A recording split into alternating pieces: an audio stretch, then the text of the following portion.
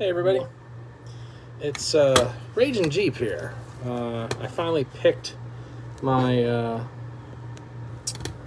my handle, I guess, as the kids would say. But I've been experimenting with a couple different things. But Raging Jeep seems to be the thing that's going to stick the most. So yeah, we're going to switch over to that. So Raging Jeep here. For those of you that don't know me, Ernie. But yeah, I thought I'd just give you a little update. Still waiting on a majority of the parts for my TJ front end rebuild project here. Wow, that was cool. A little lightning here in Central Florida. So always fun this time of year. So there's been a lot of thunder, but the lightning just happened. So that's a thing. But anyway, I digress.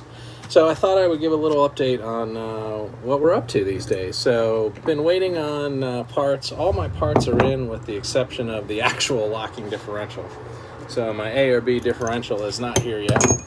But the rest of the parts are here. And in fact, I started working on the compressor install. And I learned some things. So also moving into more quality video production. So I got a tripod, someone actually do the installs. I'm going to start stitching things together and doing actual proper how-to install videos. So stay tuned for that. But this is just another story time at this point. So not actually probably going to tell a Jeep story today, but who knows what we're going to get into. But what I thought I would do is share a little bit of the saga around getting the, not going to drink that one. Let's drink this one. Getting the compressor actually installed. So there's a couple things that I like about the ARB compressor. I got the dual cylinder compressor. It looks like this. So it's nice, it's big, it's going to generate a lot of airflow. I got the manifold that you need. The first thing that I like is that the color of the compressor is very similar to the color of the beer. Awesome. But the other thing that I like about it is just the overall quality of the engineering. It's very, very well built, very sturdy. The thing that I hate about it is it's big. It's a big piece of equipment. When you put this and the manifold on, which then you also have to leave room for each of the, for both lockers, right? You need the, the name's escaping me. You need the doohickey, that solenoid, that's the word I was looking for. You need the solenoid for each locker, which is going to take up about yay much space. So there's a lot of room that you need for this thing, and finding a place to mount it has been tough. So what I did, let's take a gander out here, a little dog gate here so the puppies can play outside. What I did was I finally decided that it's going to mount here behind the driver's seat in the well. But long ago I got rid of my drain plugs. So I was able to find some drain plugs online. Great, $7, got a set of 4 plugs, gonna put those back in, try to keep the interior a little nicer than I usually do, but it will fit in here. And then I think the intent is I'm gonna mount the solenoid right here facing up, so that when I get the when I attach the fill hose, right, which I'll show you in a second, when I attach the fill hose to here to air back up, it's right there, it's right behind the driver's seat. I just fold the seat forward, put the fill hose in, and go from there. But these are the drain plugs. They showed up today. Also showing up today, I got a spring, O-ring, and cotter pin assorted set of like 8,000 parts for $20. To replace these, I don't know, call it 10 or so cotter pins that I came off of Castle Nuts and other things. This was actually cheaper than just buying the pins that I needed. So got more parts. Who doesn't like parts? This is the pump-up kit from ARB. I wasn't going to buy their kit because I was like, this is silly. But, you know, I have plenty of air hoses, plenty of things that I could do. But what's really cool is that this is an ARB specific kit.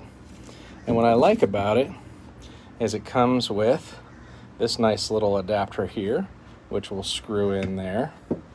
Then it comes with the hose, right? So I've got my hose with all of my connectors on it. Everything's purpose built, and it was $38. So going to Home Depot, buying an air hose, buying the right fittings, etc., would have been about the same. This was purpose built, has everything that I need in it. So why wouldn't I get this? So that arrived today. That was kind of cool. And then because I got a yellow paint marker so that when I go to put this all back together and take it apart again after I screw it up, I have something to be able to mark my yoke and nuts and things like that as I take them apart so that I remember where they were. So that showed up today as well. But, oh, and then some more things showed up. So more wire. So one of the things that I think is kind of interesting is you get a wiring harness with the air compressor, which is great. 2 40-amp fuses, 8-gauge wire. Actually, 8-gauge wire on the ground, 10-gauge wire for the leads. But it is not incredibly long. If you look floor to ceiling, if I stretch it out, it's like 6.5 feet long. They tell you, though, don't mount your compressor in an area where it's going to get exposed to a lot of outdoorsness. They give you all these rules. If you actually tried to follow every single rule in the mounting instructions for your ARB compressor, I would argue that you can't mount the compressor. It says don't mount it inside because it's too loud. Don't mount it outside because it's too wet. Don't mount it too far forward because you want it in between both axles if you're going to run 2 lockers. Well, where the hell else are you going to mount it except inside, right? So I figured, great, I'm going to mount it in between both wheels, not a problem. That's a nice little well. Nobody ever rides in the back anyway, so it's not going to be in the way. There's enough clearance for the seat. It's perfect. The problem is the 6.5-foot wiring harness they give you, nowhere near enough. So what did I do? Haha, $12. I got 25 feet each, red and black, 8-gauge wire.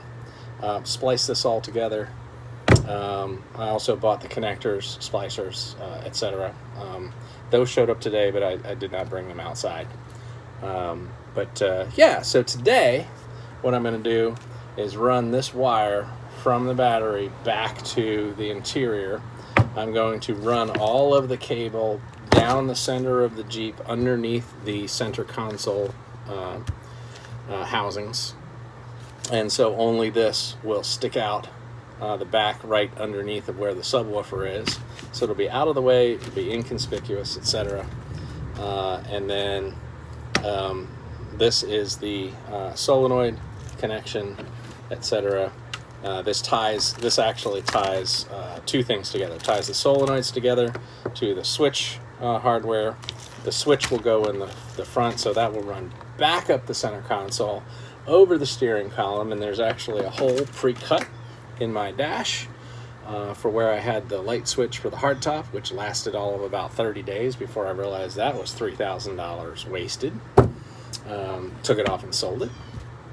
But yeah, so all of that is going along quite nicely. But again, I need to extend everything. So I'm going to extend the red and the black with this 8-gauge wire. There is a, who knows what gauge this is, stupid small gauge wire that also needs to go to, they say the grounding terminal. I'm going to go ahead and run it up to the ground negative terminal on the battery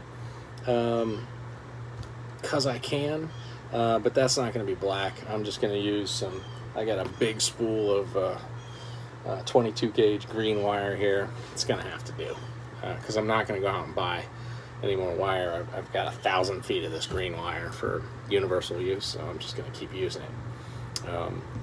I might wrap it in black electrical tape because I'm OCD like that, but I doubt it. Anyway, I thought I'd give you a quick update on where we are, what's happening. Once the locker comes in and once the parts come back from powder coating, we'll get started on the build. But until then, stay tuned. I will come back again probably tomorrow and over the weekend and tell some more Jeep stories, because who doesn't like a good Jeep story? I've also started plowing through my video archives, and I'm going to start showing some video of me at different places out in the Arizona desert. I've got some video clips from when I went to an off-road park in outside of Chicago, actually outside of Joliet, and that was kind of fun. Got stuck, got a little recovery action there. So all kinds of cool stuff. So consolidating everything into this YouTube channel. Thanks a lot for watching. Like, follow, comment, etc. This is Raging Jeep signing off.